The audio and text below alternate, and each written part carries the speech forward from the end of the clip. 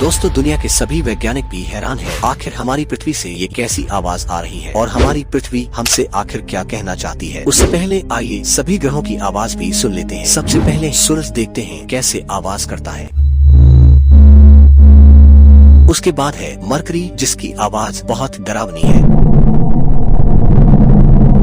Number 3 पर है Venus, जिसे सुनकर तो आपके कान फटे के फटे रह जाएंगे। नंबर 4 जुपिटर, ये हमारे सौरमंडल का सबसे बड़ा ग्रह है। आइए सुनते हैं ये कैसी आवाज प्रोड्यूस करता है। दोस्तों, आखिर में पृथ्वी की आवाज सुनने से पहले एक लाइक और चैनल को सब्सक्राइब जरूर करना। तो आइए सुनते हैं हमारी पृथ्वी हमसे क्या कहना चाहती है।